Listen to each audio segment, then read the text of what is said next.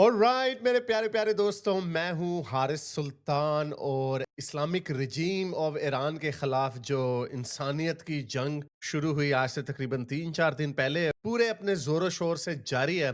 और ईरान की अवाम खुशियां मना रही है अभी तक खमीनी के मरने की। ये देखें, ये खमीनी के मरने पर डांस किया जा रहा है। और ये आप जो एंटी ईरानियन है उसकी सबसे बड़ी निशानी ये है कि जो उनका झंडा है उसके अंदर मिसाइल की बजाय ये शेर का निशान है। तो इस तरह की बेतहाशा वीडियोस हमारे सामने आ रही हैं जहां पे आप देख सकते हैं कि जो ईरान के लोग हैं वो खुशियां मना रहे हैं, बॉम्बिंग हो रही है और ये देखें खुशियां मना रहे हैं, बम गिरते हुए खुशियां मना रहे हैं। और ये एक आधा बंदा नहीं मार रहा, आप देख सकते हैं कि किस तरह आवाज गूंज रही है। यानी ये पूरे कॉम्प्लेक्सेस से लोग खुशियां मना रहे हैं और इसको इग्नोर नहीं किया जा सकता इतनी बड़ी तादाद में। लेकिन आपको पता है ये एक ब्रूटल रजीम है। ये वो लोग हैं जिन्होंने अपने ही 30,000 लोग मार दिए। वीडियो मैं यहाँ पे चला नहीं सकता, यूट्यूब पे बंद हो जाती है, लेकिन एक आधे मैं लिंक आपको डाल दूंगा डिस्क्रिप्शन में, मैं बल्कि पिन कर दूंगा वो ट्वीट के। ये याद रखना कि ये जंग किस लिए लड़ी जा रही है। इसके 3 वजूहात हैं। एक, अमेरिका की नाक में ये दम इन्होंने किया हुआ था पिछले 47 साल से। बेरूत में बॉम्बिंग की, फिर इधर उधर बॉम्बिंग करते रहे, अमेरिकन इंटरेस्ट को टारगेट करते रहे। तो अमेरिका के लिए तो ये थ्रेट था, लेकिन ये अमेरिका के लिए थ्रेट होना अलोन इनफ नहीं था। एक रीजन के ऊपर आप जंग नहीं करते, आपको मल्टीपल नुआंसेस चाहिए होते, मल्टीपल वजूहात चाहिए होती किसी जगह पे अटैक करने के लिए, जंग में जाने के लिए, स्पेशली जब आपका पिछली 1-2 जंगें कामयाब ना हुई हो जिसमें आप फंस गए हो। तो अमेरिका इस जंग में नहीं घुसना चाहता था। दूसरा, इसराइल। ओहो जी, इसराइल ने धक्का लगाया अमेरिका को। यस, पॉसिबल भी हो सकता है, इसमें कोई इतनी बड़ी बात नहीं है। क्यों? क्योंकि इसराइल के लिए भी एग्जिस्टेंशियल क्राइसिस है। जब तक इस्लामिक रिजीम रहेगी तब तक यहां पर अमन और अमान कायम नहीं हो सकता। आई नो बहुत सारे पाकिस्तानी मुसलमान वो अपने इस्लामी दायरे से बाहर नहीं सोच सकते, क्योंकि उन्होंने तो बचपन से ये पढ़ा हुआ है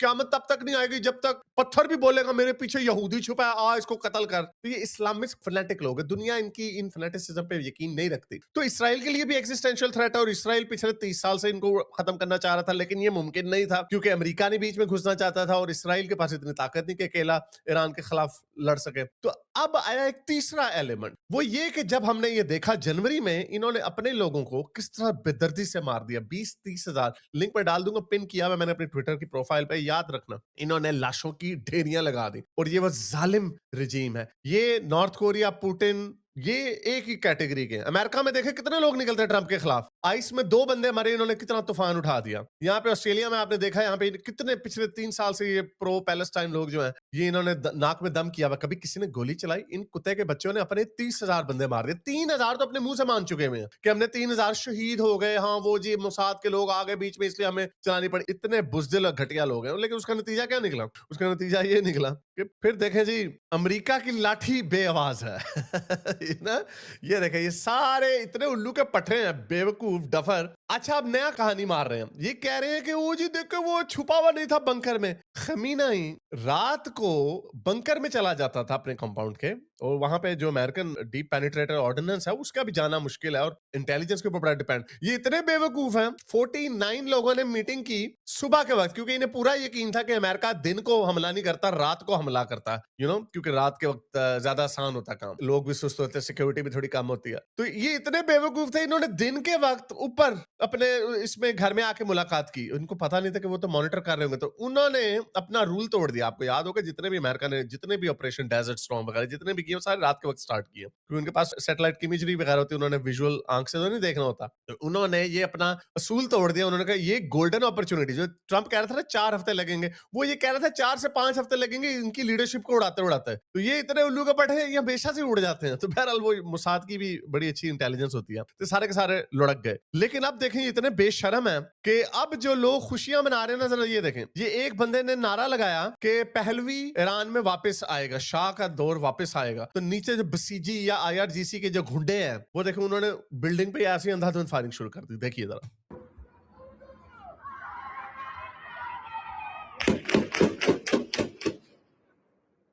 और ये मैं आपको दिखाऊं, ये वही नेबरहुड है जहां पे अभी 2 दिन पहले एक वीडियो आई। ओह, हमारे मेरे बेचारे कुछ दोस्त ना बड़े नाराज हैं, मुझे व्हाट्सएप का जवाब भी नहीं दे रहे। बहुत पेल रहा हूं मैं उनको, बहुत। देखो, ये मैं आपको पिछले कितने अरसे से बता रहा था। खैर, मैं आपको एक वो वीडियो दिखाता हूँ, बड़ी जरूरी वीडियो है। ये वही नेबरहुड है जहां पे इन्होंने ये गोलियां चलाई है ना। देखें, ये वही नेबरहुड है जहां पे देखिए वही न बिल्कुल वही बिल्डिंग नहीं लग रही, वही नेबरहुड नहीं लग रहा। यहाँ पे लोग बीबी जून के नारे मार रहे हैं कि यानी यानी बेंजामिन नेतन्याहू की सपोर्ट में।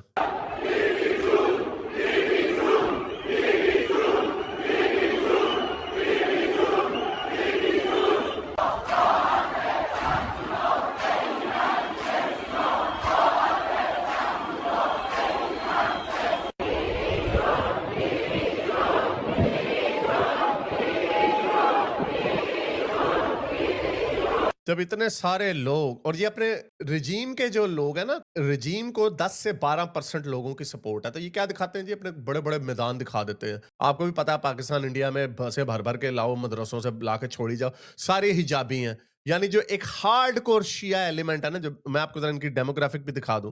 ये तो हम तो बड़े अरसे से आपको दिखा रहे थे कि ये होना है, मैं तो 2019 से इनको कवर कर रहा हूँ मुजाहरों को।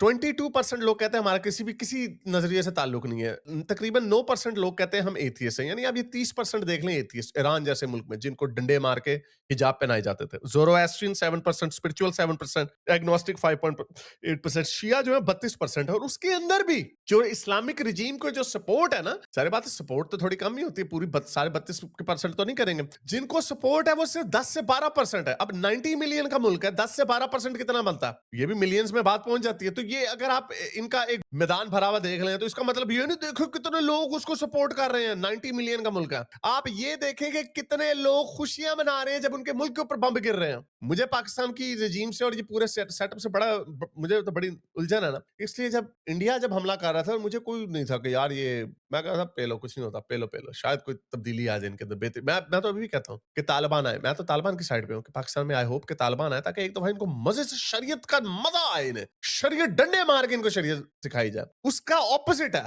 ईरान में, क्योंकि वो शरीयत के मजे चख चुके हैं। इसलिए वो कह रहे हैं अब हमें इन कुत्ते के बच्चों से हमारी जान छुड़ा दो प्लीज। तो ये फर्क है। और लेकिन मैं आपको असल बात दिखाऊं कि ये इतने बेशर्म है, क्योंकि गजा में इन्होंने यही किया, ह्यूमन शील्ड्स बनाते हैं। और ये कोई अमेरिकन या इसराइली नहीं बता रहा, ये मसीह अली निजाद ईरानी औरत है, ईरानी एक्टिविस्ट है। अब ये देखें क्या बता रही है कि इन्होंने लड़कियों के स्कूलों को आईआरजीसी के बदमाशों ने अपना मिलिट्री का अड्डा बना लिया। ये देखें पूरा एविडेंस। यकम मार्च, ये सब टाइटल्स हैं, मैं आपको बल्कि पढ़ के सुना देता हूँ। यकम मार्च को ये सारे जो बैरक्स है ना, जो बैरक्स होते हैं जहां पे ये फौजी बैठे होते हैं, उनको खाली कर रहे हैं शिराज में, और सारे के सारे लड़कियों के स्कूलों में जा रहे हैं। They don't care about the people at all. They have got some of them up and taking everyone, पता नहीं बड़ी इंग्लिश है, टू द स्कूल। ये बहरहाल वो ये कह रही है कि ये देखें, ये सारे लोग बैरक्सों से निकल के लड़कियों के स्कूलों में जा रहे हैं। ये देखें, ये पहले आए यहाँ पे एक लड़की के स्कूल में, ये कैमरा फोटो अपॉर्चुनिटी की, और अब देखें ये लड़की के स्कूल में, ये देखें इनके बदमाश बैठे हुए। अब यहाँ पे अमेरिका या इसराइल बम गिराएगा, इन्होंने कहा देखो कितनी सारी बच्चियां उड़ गई। ये वही फॉर्मूला है जो इन्होंने गजा में इस्तेमाल किया, क्योंकि गजा के लिए तो बहुत सारे लोग निकल रहे थे ना बाहर। ईरानी रजीम के लिए इतना बाहर लोग नहीं निकल रहे, क्योंकि जो ईरानी डायस्पोरा है वो निकल रही है बहुत। आप ये देखें यहाँ पे उल्टी गंगा बह रही है। इनको इसलिए बेचारों को समझ नहीं आ रही कि करें क्या। ये देखें, ये ईरानी डायस्पोरा निकली हुई है बाहर।